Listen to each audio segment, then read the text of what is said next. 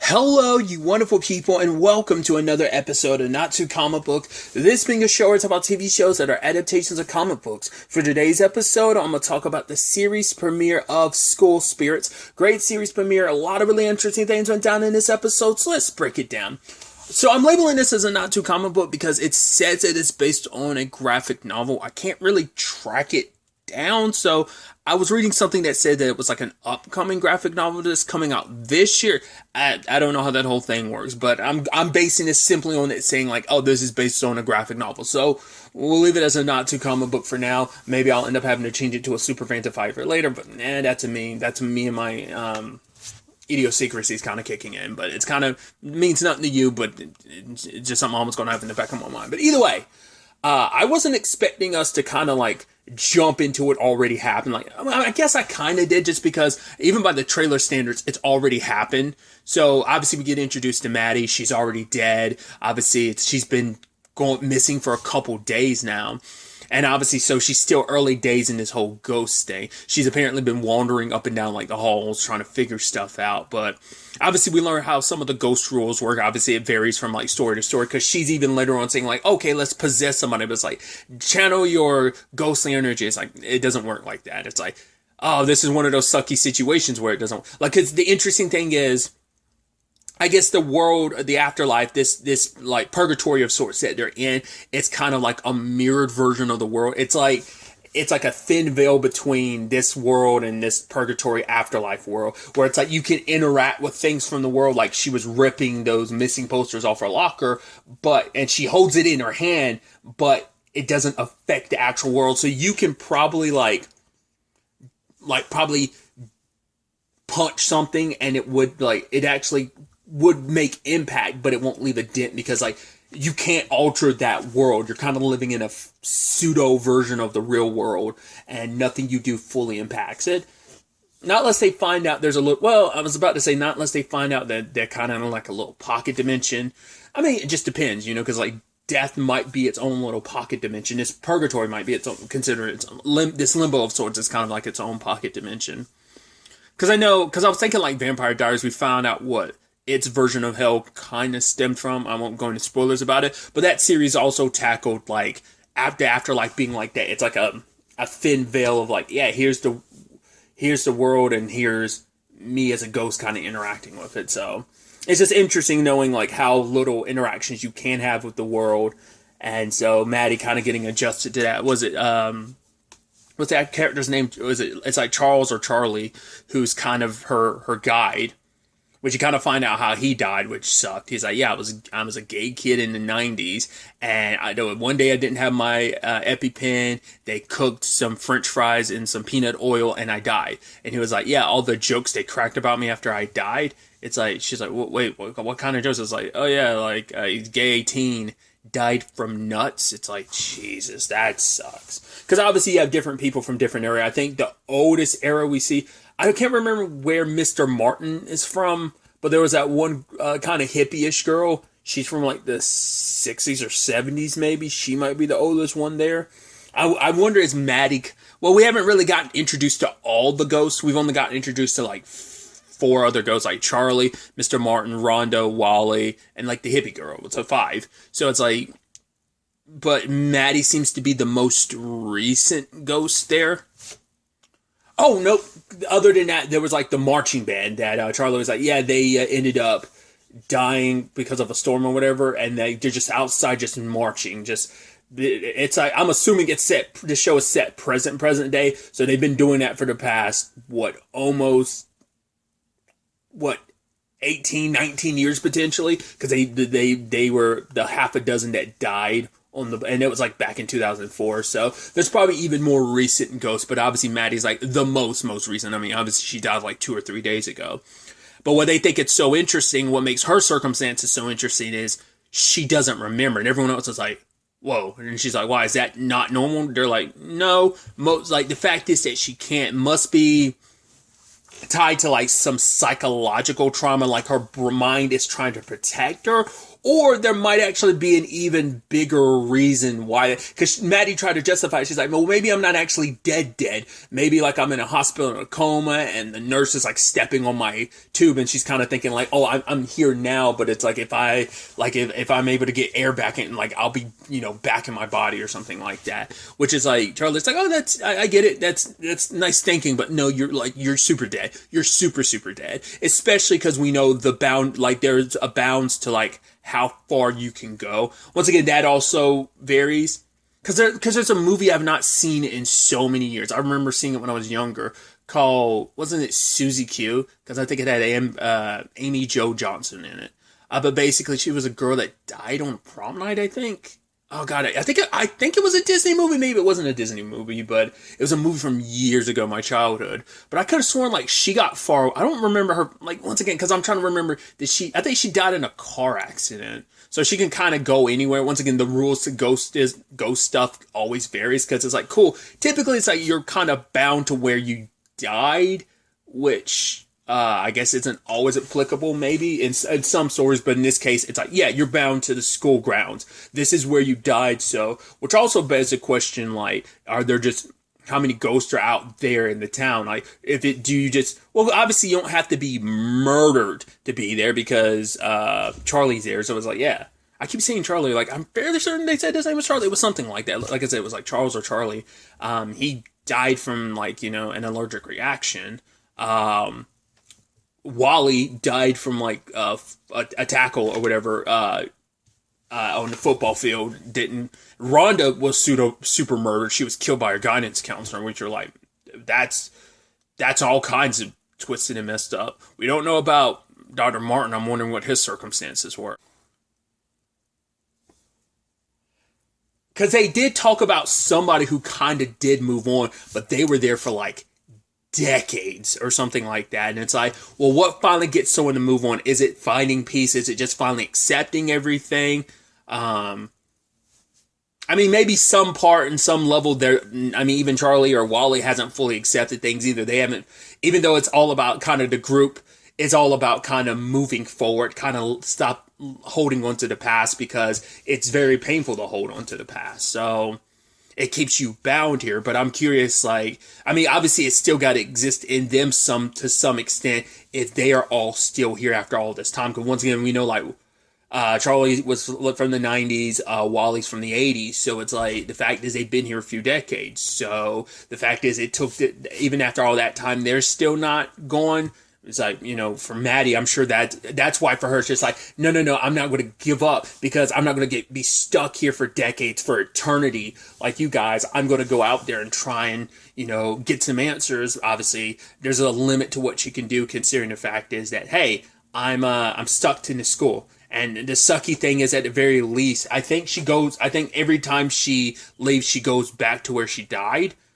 They didn't expressly say that. I think that they say that in the trailer. It's been a little while since I saw the trailer, but I don't, because, I guess everyone else kind of gave up on doing that, so there's like, last thing I want to do is go back to the exact spot I died just to kind of re-trigger myself, to avoid re-triggering myself. So that hippie-ish lady did say something interesting. She was like, oh, it takes a while, like after the third time you get used to it, but the fifth time it hurts. I was like, do you mean that physically hurts, or do you mean like emotionally it hurts? Like eventually, you'll get used to it, but the fifth time you do it, you just kind of break down because it's like, yeah, you're triggering yourself because you died here. You keep going back to the spot you died.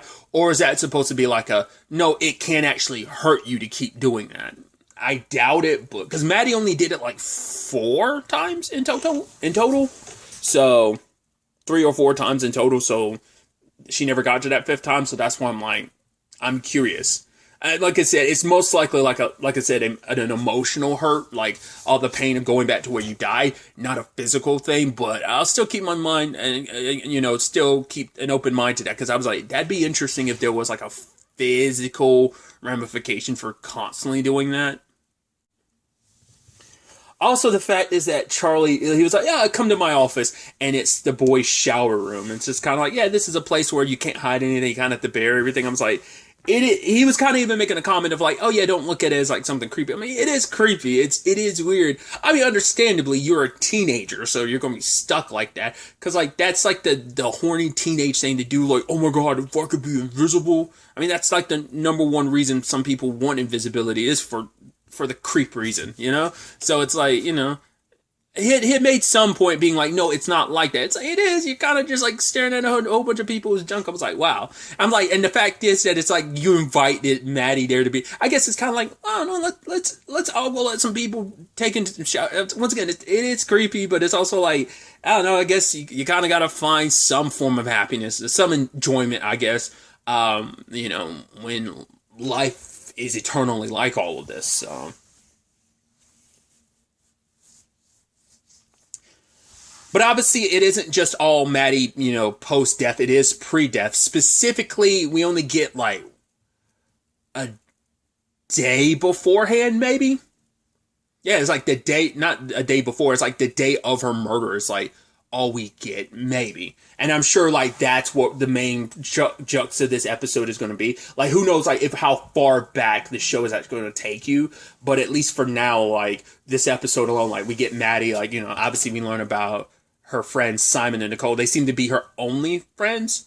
Like, I mean, we don't know what her relationship is like with everyone else, but it seemed like they're her own. Those are her best friends, or kind of her only friends. And then her and Xavier.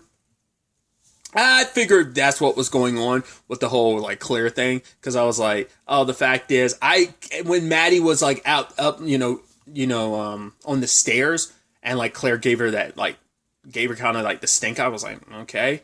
And then also the fact is that when Maddie was like watching him, was like, wait, he's typing on his phone. I thought she said your phone was there, and she was kind of trying to zoom in or whatever. I thought that she was going to catch Claire there, like Claire was going to go to the truck, but we find out later from Xavier, it's like, nah, I ended up texting, well, tried to tell her, like let's call it off or whatever. So I figured it was kind of a cheating thing, but then I was like, maybe they're going to set it up like it's a cheating thing, but then it's actually going to be something else. But it turns out, no, it's exactly what it appeared to be. It is like he was cheating on Maddie. Obviously, Simon never really had too much love for Xavier. It's just kind of like, because she's like, oh, like, let's invite him to, like, the Night of the Living Dead movie thing that they were going to watch. It's like, it's like, why? He doesn't even like horror movies. But she wanted to kind of, I think, bridge the gap between her friends and her boyfriend. Like, she wanted them all to kind of hang out. So I think that's where that kind of stems from. But Simon knew something was up because, like, yeah, everyone's like, you want to have all this stuff. There's supposed to be a search party, not a single person signed up for it. Shouldn't your name be at the top there, Xavier? And that ended up in a struggle, and it was revealed that he had Maddie's phone. He's had it for the past 2 or 3 days, and he hasn't said anything to anyone. Understandable why, because it would mean admitting what he did, and he didn't want to admit it, especially in a situation they don't know what happened to Maddie. Because, hey, what if Maddie comes back and everything's fine, but it's like, you should have given them the phone earlier. It could have been some clue, but he was trying to protect himself. I wonder, did he already delete the text? Because he says what ended up happening is he was trying to tell Claire, like, yo, we gotta cool it. Maddie showed up at my truck, so don't come out here. But she ended up sending that to Maddie. He ended up sending that to Maddie, and he was trying to delete it. So that's why he had her phone. He just couldn't admit that. It's still not going to help with him being a pariah. Simon really kind of screwed him in that regard. So, I mean, it is that complicated thing that both of them, especially, and he's got all kinds of regrets, because it's like, right, something might have happened to Maddie, and the fact of the matter is I could have helped, but I was so busy covering my own ass that I ended up, potentially, and also like regretting, like, right, what if something did happen to Maddie and like I cheated on her, I was doing all this stuff behind her back, and it makes you a terrible boyfriend, and obviously kind of a terrible person for doing that, but so I'm sure a lot of that's kind of running through his mind right now. And also Simon's like obviously lashing out, because I think legitimately, like, other than Nicole, like, Maddie's like the only. Because he's probably because he said, like, he even says later on when he's talking to their teacher, like, he's known Maddie their entire lives, like, kind of thing. So that might even be the thing of, like, he's even way closer to her than he is Nicole. Which part of me wonders that can potentially put him on a suspect list because it kind of feels like it might be a unrequited love type of thing of, oh, he's secretly been in love with Maddie and she just never knew. So it can kind of put you at the top of the suspect list because we don't know. For one, we don't even know what happened to Maddie. They found the blood in like what was it, like the boiler room or whatever, but there's no body. So whoever it is might not have even gotten rid of her body yet. They might have it stashed somewhere currently. I don't think it's going to end up being Simon, but I'm just saying, like, it does put him at the top of the list. I mean, that is, if it ends up being him, it shows how he will be quite the psychopath if it turns out that it is Simon. Because all of this that he's doing, lashing out, being so hurt and tearing up, it's like, man, you are putting on quite the performance if you end up being in person. I don't think it's Simon. I'm going to probably end up eating my words when it does reveal to be Simon. I'm like, wow, but I'm throwing it out there early. It's a possibility, but he's not my number one. I at this point, there's no one to really suspect, considering Maddie doesn't remember much. We do see her kind of saying, like, crying, and it seemed like it was someone. It does seem like it was someone she knew that she was almost kind of begging them not to do this. So, but like she's remembering it in such small details. Like, once again, why is she only remembering such small pieces to it? Was it just so traumatic, even as a ghost? But no one else seems to be blocking their death situation. I feel like that has been a story before in something else, hasn't it? I'm thinking of something where it's a situation where there was like someone couldn't remember their death. I don't remember what that movie was off the top of my head.